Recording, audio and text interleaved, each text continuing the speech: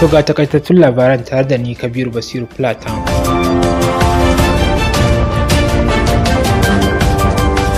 Shugaban ƙasa Bola Ahmed Tinubu zai rantsar da sabbin ministocin da ya naɗa a ranar Litinin bayan da Majalisar Dattawa ta kammala tantance su. Shugaban ƙasar zai rantsar da su ne a zauren Majalisar Dattawa ta Tarayya da ke birnin tarayya Abuja, kamar yadda Bayo Onanuga, mai taimakawa shugaban ƙasa a fannin yaɗa labarai, ya sanar a shafinsa na X a ranar Lahadi. A ranar 13 ga watan Oktoba ne dai shugaban ƙasa ya sauke wasu ministoci tare da naɗa wasu a garan bawul ɗin da ya yi wa Majalisar Zartarwa ta Tarayya.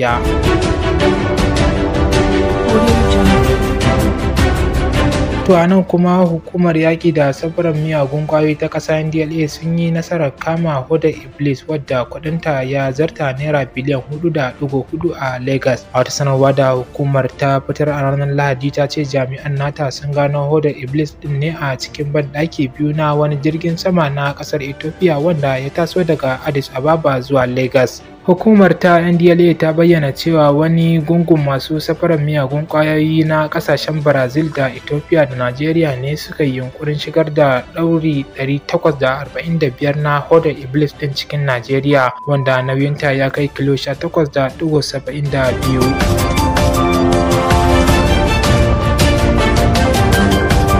Nan kuma 'yan Najeriya mazauna ƙasar Libya sun shiga firgici bayan da hukumomi suka fara kaman su biyo bayan hukuncin da hukumar ƙwallon ƙafa ta Afirka CAF ta yanke. Lamarin ya faru ne bayan da ƙorafin da hukumar ƙwallon ƙafa ta Najeriya ta shigar akan yadda aka wulakanta 'yan wasan tawagar Super Eagles a ƙasar Libya a kwanakin baya. Wata majiya a ƙasar ta ce sun riga sun fara kaman tun a ranar Asabar.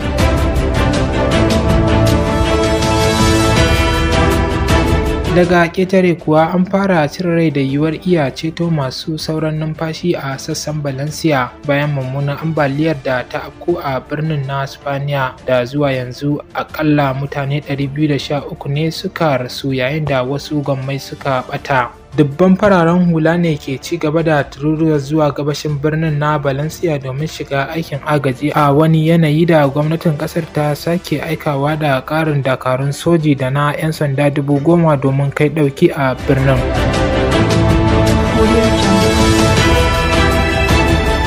To ƙarshen takaitattun labaran kenan tare da ni Kabiru Basiru Platon. Za ku iya ziyartar shafinmu na yanar gizo a www.indaranka.com domin samun wasu sahihan labarai, ko kuma a shafukanmu na sada zumunta Facebook, Twitter, Instagram, hamma da TikTok, ko kuma a shafinmu na YouTube Indaranka TV.